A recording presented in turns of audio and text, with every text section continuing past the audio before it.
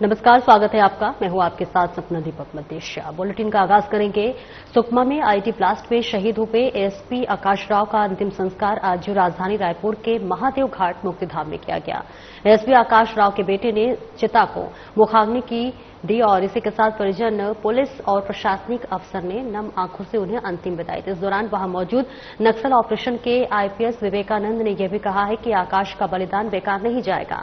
बता दें कि अंतिम यात्रा के दौरान रास्ते पर जब तक सूरज चांद रहेगा, आकाश तेरा नाम रहेगा के नारों की गूंज रही अंतिम यात्रा में कलेक्टर के साथ साथ कई अफसर और बड़ी संख्या में लोग शामिल रहे।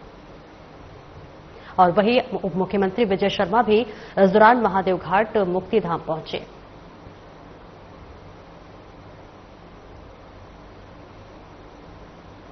और वहीं रायपुर विधायक पुरंदर मिश्रा ने आज माना पुलिस कैंप में शहीद एएसपी आकाश राव गिरिपुंजे जी के पार्थिव शरीर पर मुख्यमंत्री विष्णु देसाई और विधानसभा अध्यक्ष डॉक्टर रमन सिंह के साथ पुष्प अर्पित कर नमन किया और कंधा देकर अंतिम विदाई दी। उपस्थित गणमान्य व्यक्ति मुख्यमंत्री विष्णु देसाई, विधानसभा अध्यक्ष डॉक्टर रमन सिंह, उप मुख्यमंत्री अरुण साह, उप मुख्यमंत्री गृहमंत्री विजय शर्मा, वन एवं संसदीय कार्य मंत्री केदार कश्यप सहित अन्य गणमान्य लोग शामिल रहे।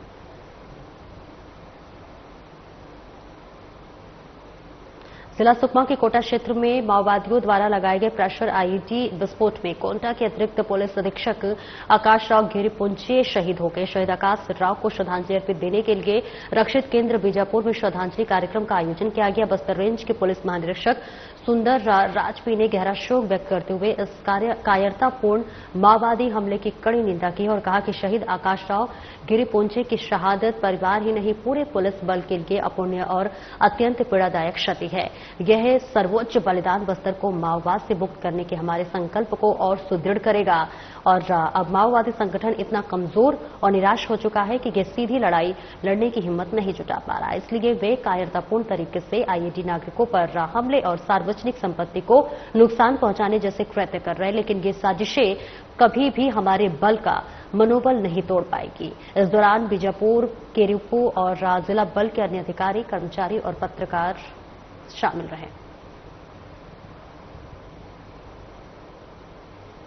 प्रदेश के लोक स्वास्थ्य एवं परिवार कल्याण चिकित्सा मंत्री श्याम बिहारी जायसवाल ने कांकेर जिले के प्रवास के दौरान चिरामा स्वास्थ्य केंद्र का औचक निरीक्षण किया और तेलगरा स्थित निर्माणाधीन इंदिरा गांधी शासकीय चिकित्सा महाविद्यालय का निरीक्षण किया। स्वास्थ्य मंत्री ने निर्माण कार्यों की प्रगति की समीक्षा की और विभिन्न भवनों और सुविधाओं का स्थल पर जायजा लिया। उन्होंने मेडिकल कॉलेज बिल्डिंग, प्रशासनिक भवन, lecture hall, library, indoor sports facility, boys और गर्ल्स हॉस्टल, मेल और फीमेल के इंटर्न आवास, सेंट्रल डाइनिंग, साथी kitchen, guest house, shopping outlet, director और सुपरिंटेंडेंट रेजिडेंस टाइप डीई और एक एपक्वार्टर, खेल मैदान, सब स्टेशन, पंप रूम और एसटीपी का अवलोकन किया। मौके पर कई जन प्रतिनिधि और अधिकारी मौजूद रहे।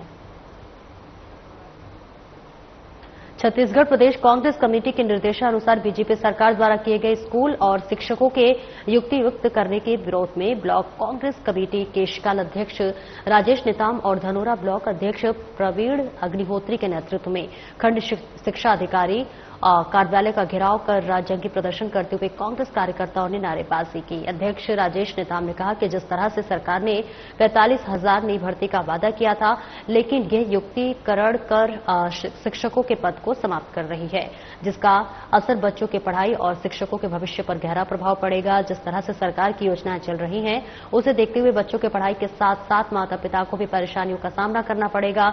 शाला प्रवेश को लेकर आना जाना, बच्चों के छोटे मोटे कामों के लिए आना जाना, जिस तरह से बच्चों को प्रभाव पड़ेगा, उस तरह से वहां की स्व समूह सहायता चलाने वाली महिलाओं और वहां के स्वीपर और चपरासी की रोजी रोटी पर गहरा प्रभाव पड़ेगा। अगर सरकार इस योजना को बंद नहीं करेगी तो आगे चल के उग्र आंदोलन किया जाएगा।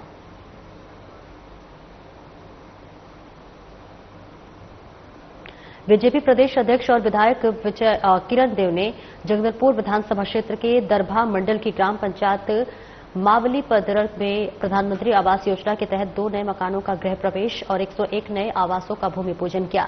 कार्यक्रम में उपस्थित गणमान्य व्यक्ति विद्याशरण तिवारी, मनोहर तिवारी और जनपद अध्यक्ष मानकदई कश्यप, जनपद उपाध्यक्ष हरिप्रसाद कश्यप, मंडल उपाध्यक्ष देवी प्रसाद बेजाम, संतोष बघेल, गागरा राम नाग, फूल सिंह सेठिया, सरपंच लिब्रू राम, धर्मेंद्र ठाकुर, पीलू राम, मंगल राम सिंह महादेव, सीईओ वीरेंद्र बहादुर। इस योजना का उद्देश्य भारत में लोगों के पक्के घर पर उपलब्ध रहे।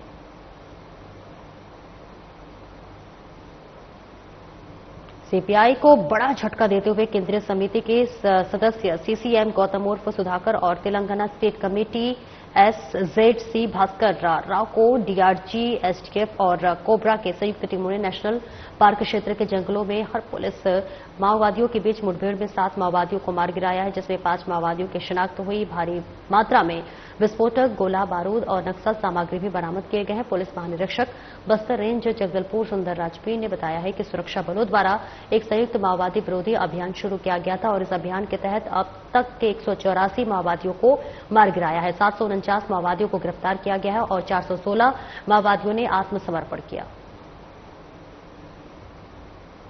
सबको विदित है, विगत 2-3 ऑपरेशन सीजन से बस्तर संभाग के अंतर्गत माओवादियों के खिलाफ काफी प्रभावी रूप से अभियान संचालित की जा रही है, जिसके परिणाम वर्ष 2024 और 2025 अभी मात्र भी 17 महीने में 409 से अधिक माओवादी कैरेक्टर डेड बॉडी अलग अलग मुठभेड़ के पश्चात रिकवर की गई है। उसमें खासतौर पर विगत 1 महीने अंतर्गत सीपी माओवादी संगठन का टॉप लेवल का कैडर्स, जिसमें संपूर्ण माओवादी संगठन का सरगना है, सीपी माओवादी संगठन के जनरल सेक्रेटरी बसवराजू का डेड बॉडी अबुजमाड़ के जंगल में दिनांक 21 मई को हुई मुठभेड़ के पश्चात सुरक्षा बल ने बरामद की गई। तत्पश्चात लगातार इलाके में आगे की कार्रवाई भी जारी रहा।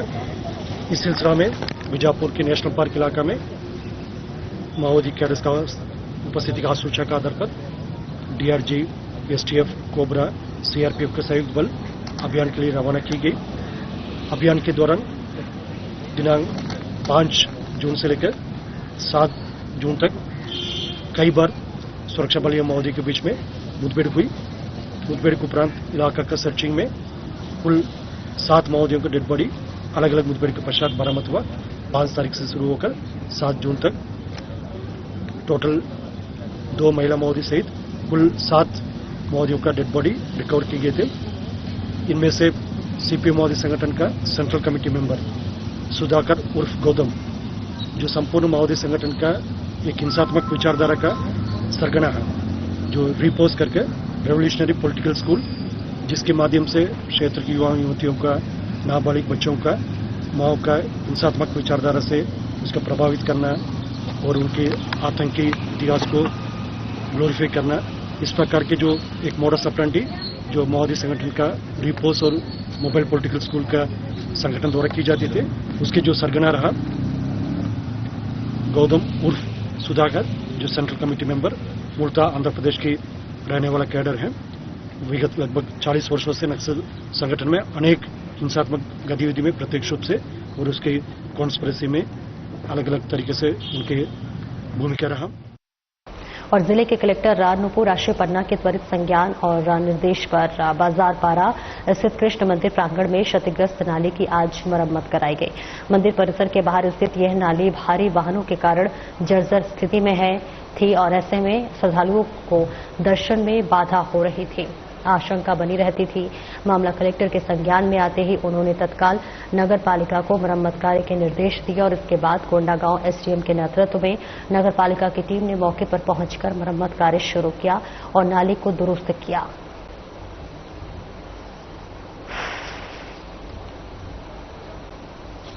देखिए, जिले की कलेक्टर नूपुर राष्ट्रीय पन्ना के त्वरित संज्ञान और निर्देश पर बाजार पारा स्थित कृष्ण मंदिर प्रांगण में क्षतिग्रस्त नाली की आज मरम्मत कराई गई है और वहीं मंदिर परिसर के बाहर स्थित यह नाली भारी वाहनों के कारण जर्जर बनी रहती थी।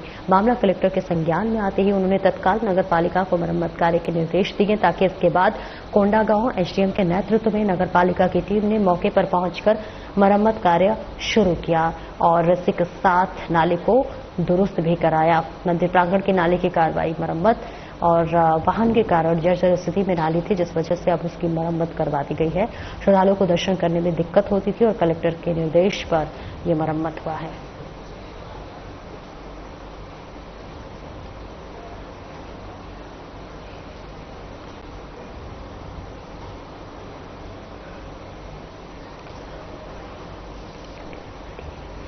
तो तस्वीरें दिखा रहे हैं जहां पर जिले के कलेक्टर नुपुराशी पन्ना के त्वरित संज्ञान और निर्देश पर बाजार पारा स्थित कृष्ण मंदिर प्रांगण में देखिए क्षतिग्रस्त नाली की वजह से आज इसकी मरम्मत कराई गई है। मंदिर परिसर के बाहर स्थित ये नाली भारी वाहनों के कारण जर्जर स्थिति में थी और अब इसकी मरम्मत करवा दी गई है, जिससे श्रद्धालुओं को दर्शन करने में बाधा अब नहीं होगी, जो कि पहले लगातार इन लोगों को दिक्कतों का सामना करना पड़ता था। अब मरम्मत करने के बाद उस परेशानी से इन्हें छुटकारा मिला और दुर्घटना की आशंका बनी रहती थी। मामला कलेक्टर के संज्ञान में आते ही उन्होंने तत्काल नगर पालिका को मरम्मत कार्य के निर्देश दिए और इसके बाद कोंडा गांव एसडीएम के नेतृत्व में नगर पालिका की टीम ने मौके पर पहुंचकर मरम्मत कार्य शुरू किया और नाली को दुरुस्त किया है। तो इस बीच मंदिर प्रांगण के नाली की मरम्मत करवाई गई है। वाहनों के कारण जर्जर स्थिति में नाली थी और अब जो है मरम्मत करने के बाद श्रद्धालुओं को यहां राहत मिलती हुई नजर आ रही है, जो कि परेशानी में होती थी। अब उस परेशानी से छुटकारा जरूर मिलती हुई नजर आ रही है। मुख्यमंत्री विष्णुदेव साय ने भारतीय प्रबंधन संस्थान नवा रायपुर परिसर के स्पोर्ट्स कॉम्प्लेक्स में मंत्रिमंडल के सदस्यों के साथ योगासन कर चिंतन शिविर 2.0 के दूसरे दिन की शुरुआत की। उन्होंने योग को स्वस्थ जीवन शैली का आधार बताते हुए कहा कि योग न केवल शरीर को स्वस्थ रखता है बल्कि मन को भी शांत करता है और इसके साथ ही साथ प्रकृति के अधिक समीप लाता है। ये योगाभ्यास न केवल एक प्रेरणादायक पहल थी बल्कि प्रदेश में स्वास्थ्य और संतुलित जीवन शैली को प्रोत्साहित करने का भी सशक्त संदेश था। मुख्यमंत्री साय के साथ इस योग सत्र में उप मुख्यमंत्री अरुण साव, वन मंत्री केदार कश्यप, उद्योग मंत्री लखनलाल देवांगन, कृषि मंत्री रामविचार नेताम, खाद्य मंत्री दयालदास बघेल, स्वास्थ्य मंत्री श्याम बिहारी जायसवाल, राजस्व मंत्री टंकराम वर्मा और IIM रायपुर के निदेशक प्रोफेसर राम कुमार काकानी भी शामिल हुए।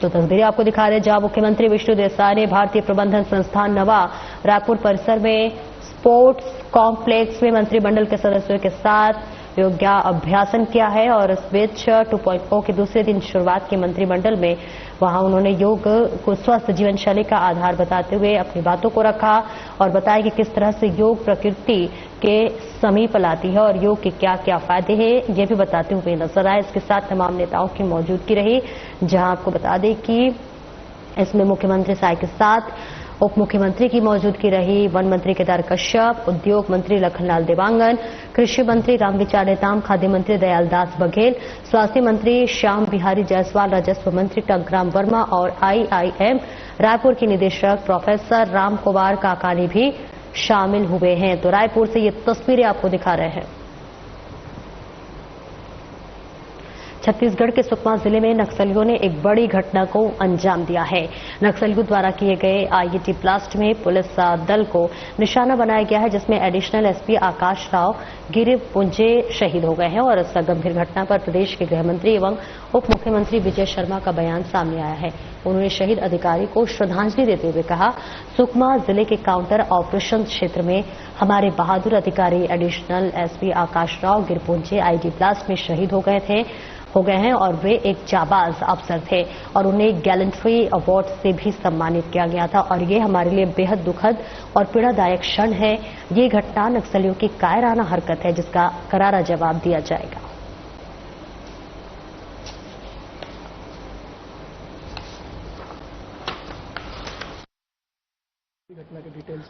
सुकमा जिले के कोंटा क्षेत्र में हमारे एडिशनल SP आकाश राव गिरिपुंजे जी IED ब्लास्ट से उनका वो शहीद हो गए हैं, हम सबके बीच में नहीं रहे हैं। बहुत ही बहादुर वो अधिकारी थे, विभिन्न स्थानों पर काम करते हुए गैलेंट्री अवार्ड उनको मिला था और इसलिए ये बड़ा ही दुख का विषय है हम सबके लिए भी। सर, ये घटना के पीछे क्या कौन से लोग हैं, सर्चिंग क्या जारी है, किस तरीके से अभी ऑपरेशन पुलिस लॉन्च करेगी? सर्चिंग अनवरत जारी है, ऑपरेशंस लॉन्च होते ही हैं। इस घटना के पीछे कायराना हरकत है, माओवादियों का वो आईडी बिछाकर रखे हैं।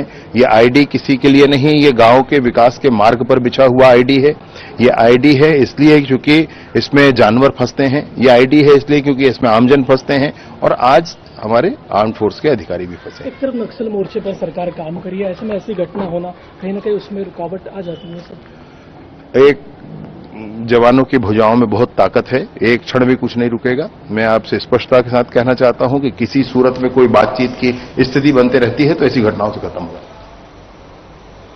और भगवान जगन्नाथ महाप्रभु की द्वादश यात्राओं में से एक स्नान यात्रा 11 जून को पूरे विधि विधान के साथ संपन्न की जाएगी। ज्येष्ठ पूर्णिमा के दिन विग्रहों की पवित्र स्नान यात्रा अनुष्ठित होती है और शाम में मंगलार्पण के बाद विग्रहों को डोर लगाने के बाद घंटा, कहाल और छतरी सहित स्नान मंडप के लिए यात्रा शुरू हो जाती है। उक्त जानकारी देते हुए गायत्री नगर स्थित जगन्नाथ मंदिर के संस्थापक अध्यक्ष और विधायक रायपुर नगर उत्तर पुरंदर मिश्रा ने जारी एक प्रेस वार्ता में बताया कि 11 जून को सुबह 10 बजे से 12 बजे तक भगवान जगन्नाथ की स्नान यात्रा जगन्नाथ संस्कृति के अनुरूप संपन्न की जाएगी। देवी शीतला के सामने होने वाले सुना को नाम के कूप से 108 कुलशों के अभिमंत्रित जल से शास्त्रोक्त विधि के अनुसार विग्रहों का स्नान संपन्न होता है, जिसके बाद स्नान वेदों पर विराजमान विग्रहों को हाथी वेश या गजानन वेश में अलंकृत किया जाता है। स्नान पूर्णिमा से आषाढ़ अमावस्या तक विग्रह अरांसर में रहते थे। 26 जून को जगन्नाथ जी का नेत्र उत्सव और उसके बाद 27 जून को रथ यात्रा बड़े ही धूमधाम के राज्य के संरक्षण राज्यपाल और मुख्यमंत्री सहित समस्त मंत्रीगण, स्थानीय विधायक और उपस्थित श्रद्धालुओं की उपस्थिति में मनाया जाएगा।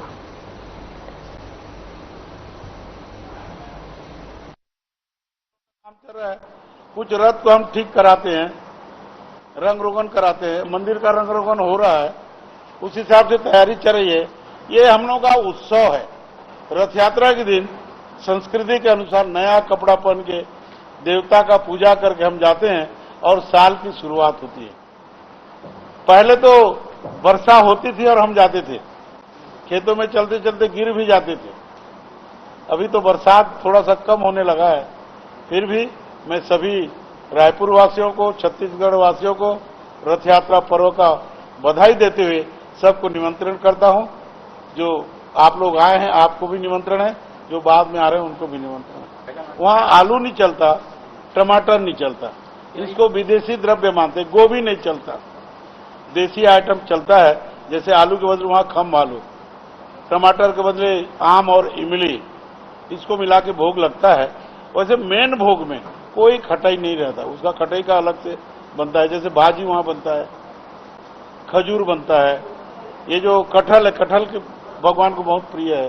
तो पूर्व काल से जो चला रहे वहां पर मान्यता है, और तो साक्षात जगन्नाथ जी है, धाम है, वहां का अलग महत्व है। वहां का तो जमीन को स्पर्श करने से ही पुण्य मिल जाता है। और रायपुर लोकसभा क्षेत्र के अंतर्गत आने वाले चंपारण धाम के 10 किसानों के चेहरे पर आखिरकार 32 वर्षों के लंबे संघर्ष के बाद मुस्कान लौट आई है। सांसद एवं पूर्व मंत्री बृजमोहन अग्रवाल के प्रभावी हस्तक्षेप से इन किसानों को उनके हक की जमीन का मालिकाना हक प्राप्त हो गया है। सांसद बृजमोहन अग्रवाल का हस्तक्षेप किसानों ने सांसद बृजमोहन अग्रवाल के समक्ष अपना पक्ष रखा और आवश्यक दस्तावेज प्रस्तुत किए। अग्रवाल ने जिला प्रशासन को तत्काल आवश्यक कार्रवाई के निर्देश दिए। कलेक्टर गौरव सिंह द्वारा बता दें कि अनुमति प्रदान की गई है, पंजीयन संपन्न हुआ है और ऋण पुस्तिका किसानों को प्रदान की गई है। प्रेमलाल साहू, प्यारी साहू, ओम प्रकाश तारक सहित अन्य किसानों ने सांसद बृजमोहन अग्रवाल को तारणहार बताते हुए आभार व्यक्त किया है। बीजेपी नेता टेकमचंद साहू, किशोर साहू और उप सरपंच दुष्यंत साहू भी मौजूद रहे।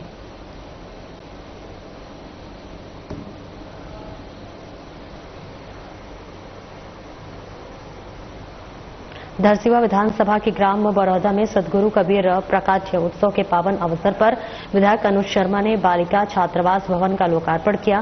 कार्यक्रम में उपस्थित गणमान्य व्यक्ति विधायक पदेश्री अनुज शर्मा, नवीन अग्रवाल, सविता चंद्राकर, समस्त कार्यकर्तागण और स्थानीय जन। विधायक अनुज शर्मा ने समस्त क्षेत्रवासियों और बेटियों को इस छात्रावास के लिए बधाई और शुभकामनाएं दी हैं।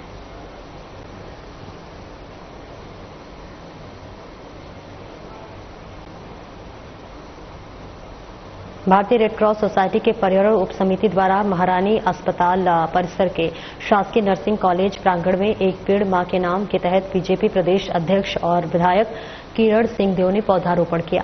पौधारोपण कार्यक्रम में उपस्थित गणमान्य व्यक्ति CAOHO और बसा अध्यक्ष बिद्दू शेखर झा, डॉक्टर प्रदीप पांडे, डॉक्टर सरिता थॉमस समेत अन्य लोग मौजूद रहे।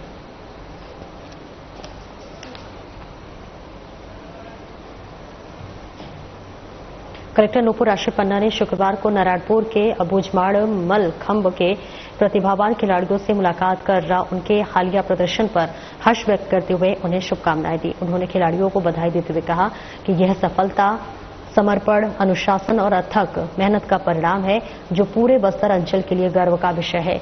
खेलो इंडिया यूथ गेम्स और बीच गेम्स में शानदार प्रदर्शन। खिलाड़ियों ने बिहार में आयोजित खेलो इंडिया यूथ गेम्स 2025 में भाग लेकर एक रजत और 4 कांस्य पदक अपने नाम किए हैं। वहीं खेलो इंडिया गेम्स 2025 जो दीव में आयोजित हुआ, उसमें भी खिलाड़ियों ने उत्कृष्ट प्रदर्शन किया। बालक और बालिका वर्ग की टीम चैंपियनशिप में उन्होंने कुल 2 स्वर्ण और 1 रजत पदक जीतकर बस्तर की खेल प्रतिभा को राष्ट्रीय मंच पर स्थापित किया।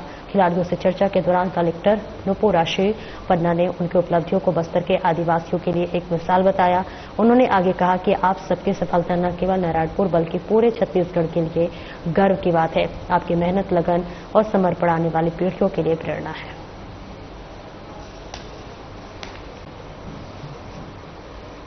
मनेन्द्रगढ़ जिले में अतिक्रमण हटाने की कार्रवाई के तहत प्रशासन ने आज भूपेंद्र क्लब की जमीन पर बड़ी कार्रवाई करते हुए बुलडोजर चलाया। ये कार्रवाई प्रशासन द्वारा पहले से दी गई नोटिस और चेतावनी के बावजूद की गई है। जब तक समय सीमा के भीतर अतिक्रमण नहीं हटाया गया, प्रशासनिक अधिकारियों के अनुसार ये भूमि सार्वजनिक उपयोग के लिए आधारित थी और पिछले कुछ समय से उस पर अवैध कब्जा किया जा रहा था। मौके पर भारी पुलिस बल की मौजूदगी में कार्रवाई को अंजाम दिया गया ताकि कोई भी विरोध या फिर अव्यवस्था न हो।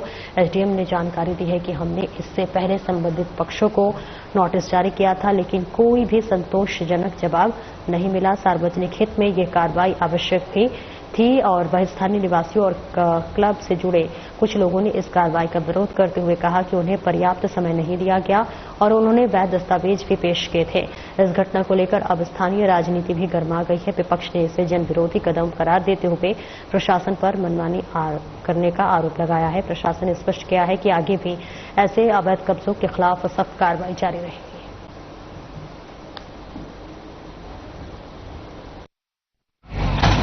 मनेन्द्रगढ़ चिरमिरी भरतपुर नया जिला है और मनेन्द्रगढ़ उसका जिला मुख्यालय है। मनेन्द्रगढ़ व्यापारिक शहर है और बहुत डेंसली पॉपुलेटेड है। यहाँ पर शासकीय भूमि की भारी कमी है। ये जो जगह है भूपेंद्र क्लब के नाम से, ये शासकीय भूमि है जहाँ पर विगत कुछ वर्षों से लोगों का अतिक्रमण रहा है, जिसको विधिवत न्यायालय के आदेश से खाली कराया गया और आज अतिक्रमण हटाने की कार्रवाई की गई। उनको मोहलत दी गई थी कई बार कि आप खाली कर दीजिए अपने से, और फिर लोगों ने सहयोग भी किया। उन्होंने अपने सामान हटवाए, हमने उनको समय दिया प्रॉपर सामान अपने हटवाने का, और इस तरह से आज जो निर्माण कार्य, अवैध निर्माण कार्य है, उनको बलपूर्वक हटाया जा रहा है। सर, कुल कितनी दुकानें थी सर और कितने को स्टे मिला? कुल 24 दुकानें थी, उसमें से एक दुकान को माननीय उच्च न्यायालय से स्टे प्राप्त है। शेष दुकानों में कोई स्टे नहीं था, इसलिए उनको विधिवत हटाया गया। सर, एक दुकान अभी नहीं तोड़ा गया है, इसके पीछे कारण क्या है? इस संबंध में वही जो मैं बताया कि एक दुकान माननीय उच्च न्यायालय से स्थगन प्राप्त है। इन जो दुकानें थी जिनकी उनको दुकानें मिलेंगी क्या भविष्य में अगर बनती है? इस संबंध में जो भी निर्णय है वो प्रशासन स्तर पर कलेक्टर महोदय के द्वारा लिया जाएगा। इस बुलेटिन में इतना ही। नमस्कार।